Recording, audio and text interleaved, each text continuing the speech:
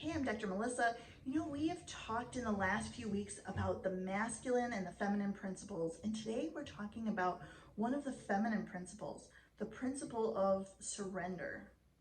Now, I know that to many people that word kind of raises your hackles. It sounds like you're raising a white flag and you're just giving up. And that's not at all what the word surrender means. Surrender involves letting go of the need to control. It involves flowing, just like a river, flowing where the river goes and steering your own ship rather than trying to control the riverbank, which we really have no control over. Surrender is one of these beautiful things that when you can actually let go, the need to control things no longer exists and things go so much better than when you were trying to control them in the first place. I remember years ago when my life would feel completely out of control. I would feel like things were falling apart, like my world was crashing down around me. And here I was clutching and trying to hold on to the old way of being, to my old expectations, because I was so afraid of the change. So I was trying to control every aspect of my own behavior. I was trying to control how a situation, went, the result. And I envisioned it like here I am kind of hanging off the side of the cliff and I am clutching, trying to grab those small trees, the like bendy ones or big clumps of grass, or I'm digging my fingernails into, the side of the ground because I'm like fighting, surrendering to what is going on in my life. And when I would eventually fall, when it would eventually get to be too much and I could not hold on any longer and I would just fall, it was like a 2 feet drop and I was totally fine. And I thought, oh my gosh, what a colossal waste of time.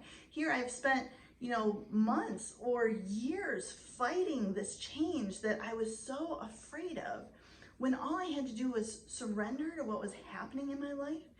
And it wasn't bad at all. It was so much simpler that I ultimately decided it's far easier to just jump. When you get to that cliff's edge and you are faced with changes or disruptions, things that feel like chaos, that feel like out of control, and you don't know what it looks like on the other side. You don't know what it looks like because it's in the unknown. When you get to that point, my advice is very simple. Just jump. Jump.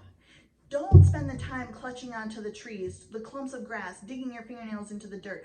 Don't spend your time and your energy fighting and hanging on to this old way of being, because you are meant to evolve. You are meant to break forward to move forward. And when you surrender to that, it's extremely powerful. And you can save yourself so much time and energy by just jumping and move on with it. Knowing where you're going can be really huge and really helpful, and knowing when to surrender and just ride that river current is equally important.